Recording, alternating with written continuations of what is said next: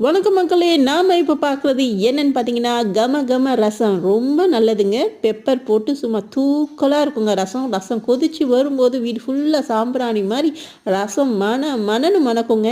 குறிப்பா இந்த கோல்டு, ஜலதோஷம் இருக்கவங்க இந்த ரசம் குடிச்சாங்கன்னா, அவங்க தொண்டையில வர ரிலீஃப் பாருங்க, செம்மையா இருக்குங்க. ஒரு எலுமிச்சம்பழம் சைஸ்ல ஒரு புளிய ஊற வச்சு நல்லா கரைச்சு தனியா எடுத்து வச்சுக்கோங்க. ஒரு 2 தக்காளி, ஒரு 4 கொத்தமல்லிய பிச்சு போட்டு அத தனியா அரைச்சு அது கூட ஆட் பண்ணிக்கோங்க. அது கூட கொஞ்சம் 4 மிளகு, ஒரு 4 சீரகம் ஒரு ஓட்டு ஓட்டுங்க மிக்ஸியில. ஒரு 4 பல்லு பூண்டு போட்டு அதையும் ஒரு ஓட்டு ஓட்டுங்க. எல்லாத்தையும் சேர்த்து மிக்ஸ் பண்ணிட்டு ஒரு ஸ்பூன் சாம்பார் பொடி, கொஞ்சம் மஞ்சத்தூள், கொஞ்சம் பெருங்காய பொடி, 4 கல்லு உப்பு, கொஞ்சம் கருவேப்பிலை, கொஞ்சம் கொத்தமல்லி நல்லா தூவிட்டு ஒரு கடாயில எண்ணெய் ஊத்தி கடுகு போட்டு, காஞ்ச மிளகாய் போட்டு, கருவேப்பிலை போட்டு இந்த ரசத்த கலவைய தூக்கி ஊத்துனீங்கன்னா, கொஞ்சமா பருப்பு சேர்த்தீங்கன்னா சும்மா கம கமன்னு இருக்குங்க ரசம்.